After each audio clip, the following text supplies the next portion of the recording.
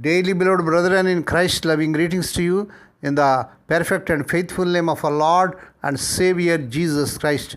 Today, August 13th, 2026, Thursday, Holy Trinity Church Ministries presents Daily Manna. Today's subject, selfless love. Selfless love.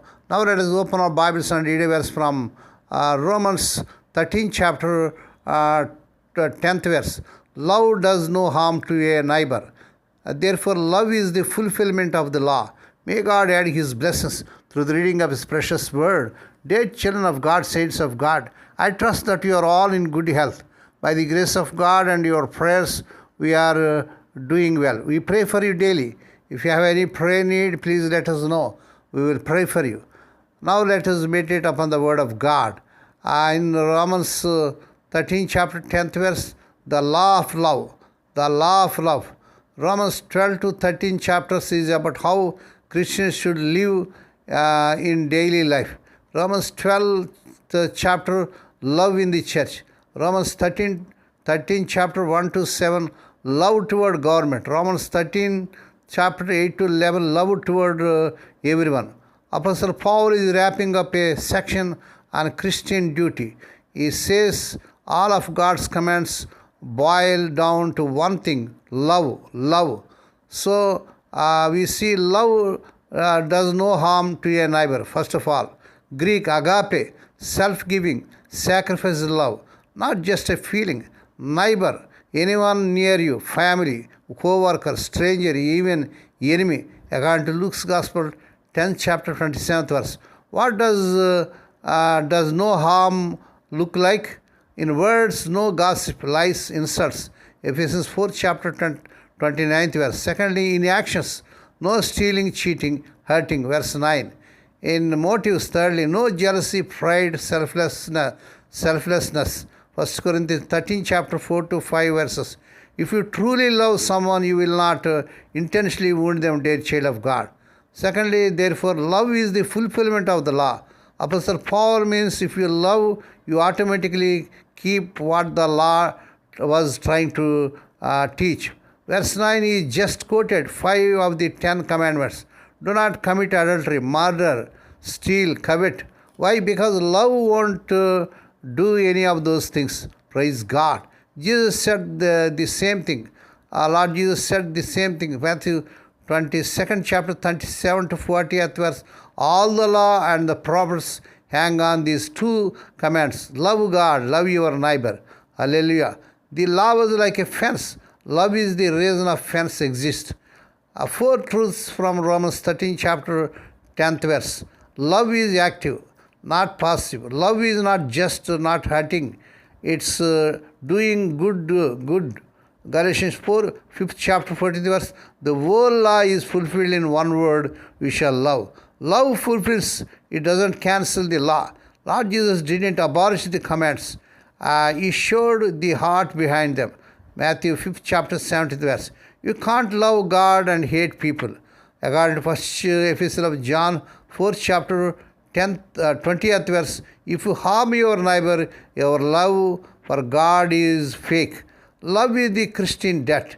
According to, we see verse 8, owe no one anything except to love each other. We are always in debt to love.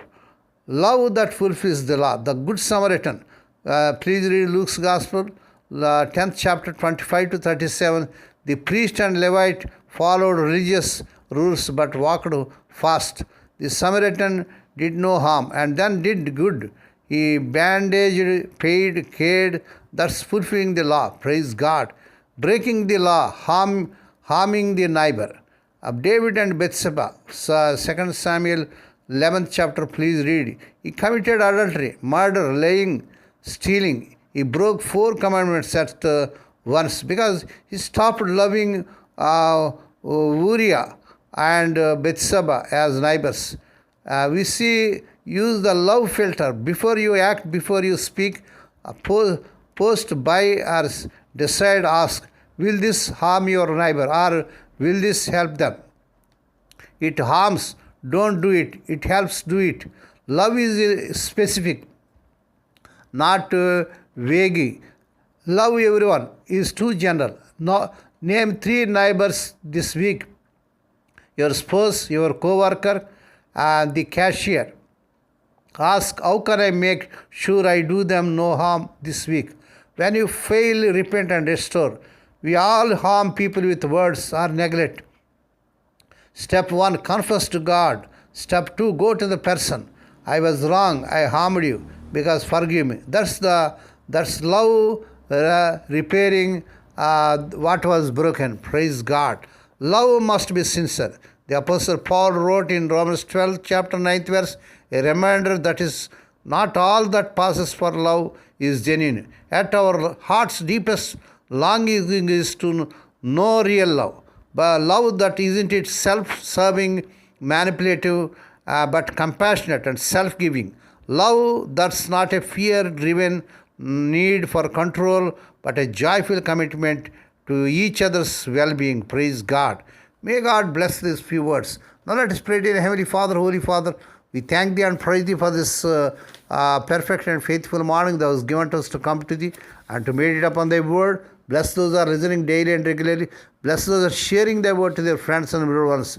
We ask Thee, Lord, that this week the unemployed youth may be given employment beyond their eligibility.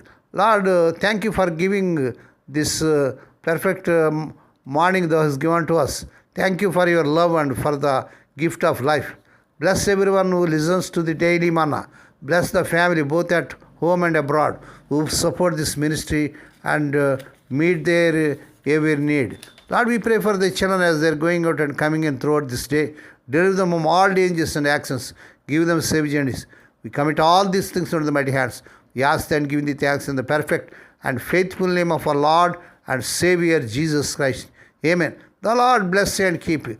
The Lord make His face shine upon you and be gracious to you. The Lord turn His face toward and give you peace. Amen.